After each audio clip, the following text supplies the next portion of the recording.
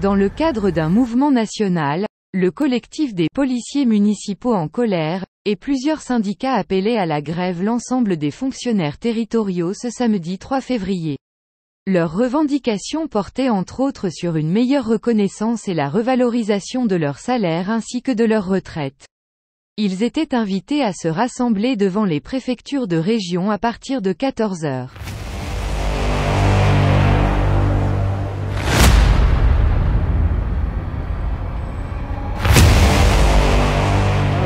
Bonjour à toutes et à tous. Alors nous avons été reçus par la directrice du cabinet de monsieur le préfet. Donc les échanges ont été très cordiaux.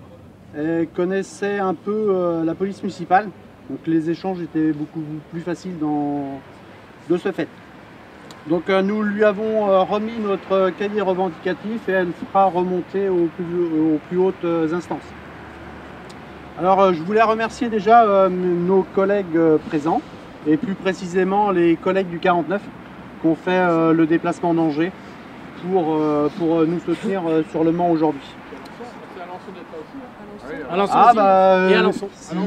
Si je sais pas, Alençon aussi, donc merci à Alençon. Alors comme vous le savez, depuis plusieurs mois, les négociations ont été engagées avec Madame Dominique Faure, la ministre déléguée aux collectivités territoriales. On avait un rendez-vous le 12 janvier. Celui-ci a été annulé pour cause de remaniement.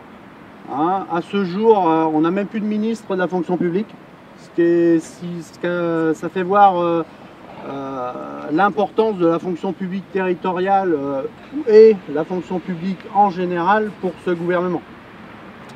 Donc la ministre Dominique Faure avait souhaité mettre un RIFSEP en place, un RIFSEP spécial police. Donc FOPM, nous on n'était pas favorable à ce RIFSEP police parce que on n'aurait pas pu remettre ce RIFSEP police dans le calcul de la pension de retraite pour les policiers municipaux, comme les filières administratives et techniques. FOPM, donc on est un acteur principal des négociations et on attend le 13 février le futur rendez-vous avec le ministère à Beauvau. Donc peut-être qu'on aura encore Dominique Faure en tant que interlocuteur. Comme vous le savez, la police municipale est essentielle dans notre société en tant qu'acteur clé de la sécurité publique. Les policiers municipaux jouent un rôle crucial dans la préservation de l'ordre et de la tranquillité publique au niveau local. Nous sommes très fréquemment les primo-intervenants car les forces étatiques sont trop souvent en manque d'effectifs. La police de proximité, c'est nous. Sur les 20 dernières années, l'évolution considérable des missions de notre filière n'est pas sans conséquence sur les conditions de travail et sur la sécurité des policiers municipaux. Notre investissement sans faille n'est plus à prouver. Nous l'avons toujours démontré, qui plus est lors des différents événements mettant en danger la sécurité de nos concitoyens.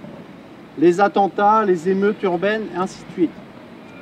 Nous exigeons également que l'Association des maires de France et France Urbaine ne bloque pas les améliorations salariales des négociations. Les négociations, depuis de nombreuses années, sont soumises aux diktats de l'AMF. Les employeurs locaux veulent de plus en plus de prérogatives de leur police municipale, mais ils ne veulent pas les payer. De plus, ils se plaignent des difficultés de recrutement, mais nous savons tous que la fonction publique, elle n'est pas du tout attractive. Les Jeux Olympiques arrivent à grands pas. Les policiers municipaux seront mobilisés. Déjà, on entend parler ici et là la suppression des congés pendant la période des JO. Si les négociations ne correspondent pas aux attentes de FOPM, nous rappelons que la Fédération Force Ouvrière a déposé un préavis de grève illimité qui court jusqu'aux JO. Donc peut-être que les policiers municipaux seront en grève pendant les JO. Alors, les principales revendications FOPM. Donc après, la liste, elle n'est pas exhaustive, hein, mais on ne va pas passer notre soirée à tout dire.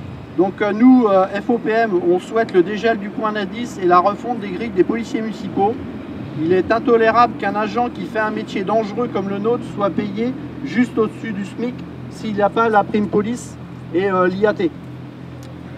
On demande l'augmentation de la prime police de 20% à 25% obligatoire pour l'ensemble de la catégorie C, hein, et plus au bon vouloir de chaque employeur.